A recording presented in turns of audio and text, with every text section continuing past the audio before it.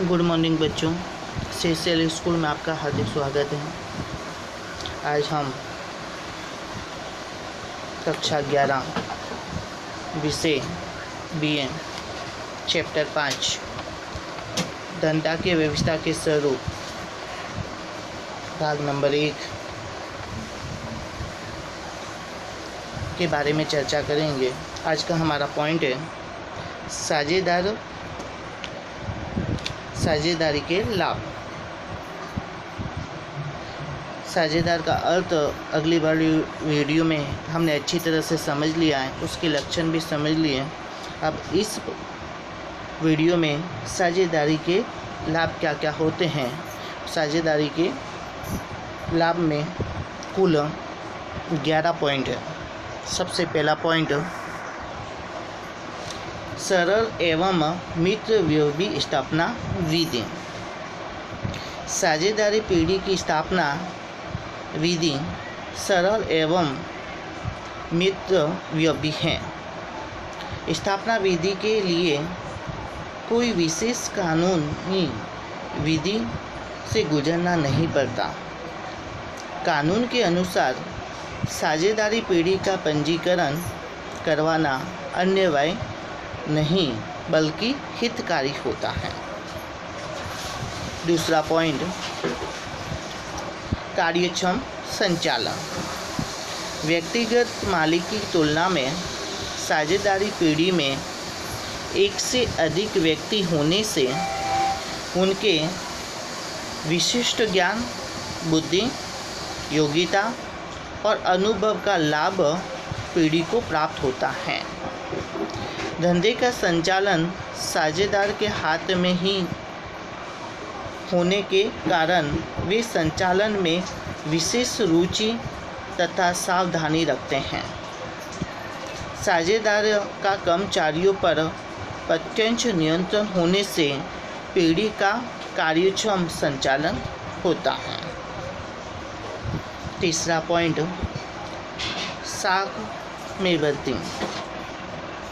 प्रत्येक साझेदार का दायित्व असीमित होने के कारण व्यापारी पीढ़ी को उधार माल का विक्रय तथा ऋण देने में हिचकिचाते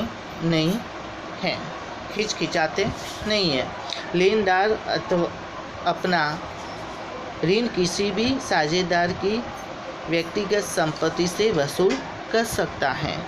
इसीलिए व्यक्तिगत मालिकी की तुलना में साझेदार वाले धंधे को अधिक साख प्राप्त की संभावना होती है। चौथा पॉइंट, अधिक पूंजी।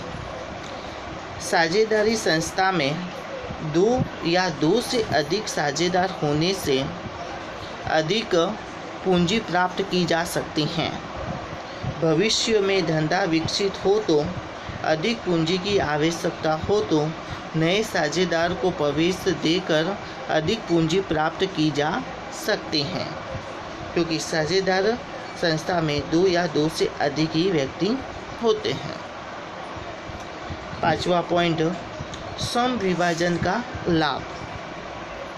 पीढ़ी के अलग अलग साझेदारों की कुशलता के साथ उनकी शक्तियों का लाभ प्राप्त किया जा सकता है। प्रत्येक साझेदार को उनकी शक्ति और योग्यता के अनुसार कार्य सौंपने से सम विभाजन का लाभ प्राप्त किया जा सकता है। छठा पॉइंट, योग्य निर्णय। साझेदार पीढ़ी में कोई भी निर्णय लेने से पूर्व उस पर चर्चा विचारना होती है। प्रत्येक साझेदार का मंतव्य लिया जाता है। तत्पश्चात धंधे के हित में सर्वसम्मति से निर्णय लिया जाता है। निर्णय प्रक्रिया में सभी साझेदारों के ज्ञान और अनुभव का लाभ प्राप्त होने से त्रुटियुक्त निर्णयों की संभावना अल्प होती है। सातवां पॉइंट, परिवर्तनशीलता। साझेदारी ऐच्छिक करार है। इस अनुबंध में आवश्यकता अनुसार परिवर्तन किया जा सकता है। परिवर्तित होते संजोगों के अनुसार पीढ़ी के संचालन और इसके ढांचे में भी आवश्यक परिवर्तन सरलता से किए जा सकते हैं। 8वां पॉइंट, अल्पसंख्यक के हितों का लक्षण। सामान्य रूप से साझेदारी के धंधे में कोई भी कार्य सभी साझेदारों की सम्मति से होता है। पीढ़ी के निर्णय में किसी भी एक साझेदारी की असम्मति हो तो वह निर्णय नहीं लिया जा सकता है। कोई भी साझेदार पीढ़ी के विसर्जन की मांग कर सकता है। इस प्रकार अल्पसंख्यक के हितों का लक्षण होता है। 9वां पॉइंट, ग्राहकों के साथ सीधा संपर्क। व्यक्तिगत मालिक की तरह साझेदारी में भी ग्राहकों और कर्मचारियों के साथ सीधा संपर्क होने से आवश्यकता के अनुसार परिवर्तन किया जा सकता है। 10वां पॉइंट, आर्थिक सत्ता का विकेंद्रीकरण। साझेदारी संस्था में 2 या 2 से अधिक सदस्य होने से आर्थिक सत्ता सभी साझेदारों के मध्य विभाजित हो जाती है। 11वां पॉइंट, आयकर का अल्प बोझ। साझेदारी पीढ़ी का लाभ प्रत्येक साझेदार को साझेदारी अनुबंध के अनुसार विभाजित हो जाने से आयकर का अल्प बोझ होता है। इस प्रकार लाभ बताए गए। अब सीमाएं क्या क्या होती हैं उसके बारे में जानेंगे कि सीमाएं में 7 पॉइंट दिए गए हैं। सबसे पहला पॉइंट, सीमित पूंजी। आधुनिक उद्योग धंधों के विकास और विशाल कद को ध्यान में रखते हुए साझेदारों की पूंजी एकत्र करने की शक्ति सीमित है। साझेदार पीढ़ी द्वारा विशाल पैमाने वाले धंधे को अवकाश कम रहता है और संशोधन जैसे कार्य भी पूंजी अलग होने के कारण नहीं किए जा सकते हैं। दूसरा पॉइंट, असीमित दायित्व। साझेदारी पीढ़ी में प्रत्येक साझेदारी का दायित्व अमर्यादित होता है।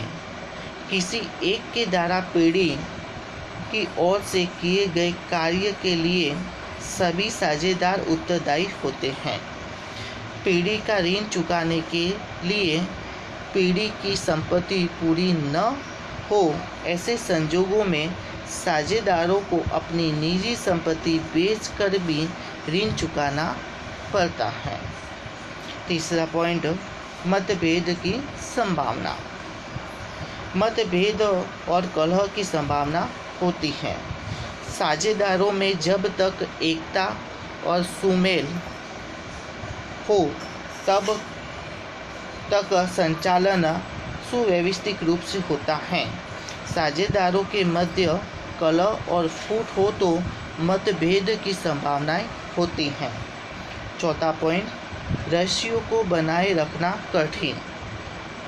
साझेदारी में कोई भी महत्वपूर्ण धंधा के निर्णय सभी साझेदारों के साथ चर्चा विचारणा के बिना नहीं लिया जा सकता है।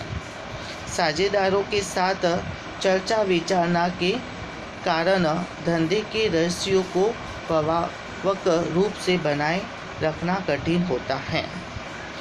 पांचवा, हिस्से के हस्तांतरण में कठिनाई। साझेदारी पीढ़ी में साझेदार अपने भाग को दूसरे व्यक्ति को सरलता से हस्तांतरित नहीं कर सकता है। हस्तांतरण करना हो तो वह सर्वसम्मति आवश्यक है।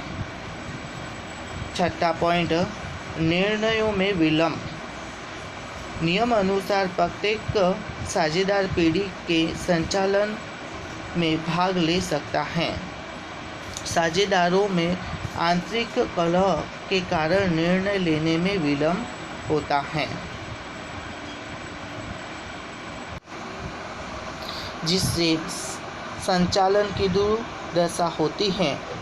आंतरिक वैमनस्य के कारण कई बार साझेदार पीढ़ी का असमय विसर्जन हो जाता है। 7वां पॉइंट, अल्प आयु। किसी भी साझेदार के दिवालिया होने पर, पागल होने पर अथवा मृत्यु के कारण कानूनन साझेदारी पीढ़ी का अंत हो जाता है। इस प्रकार सीमाएं बताई गई हैं। धन्यवाद। Point wise point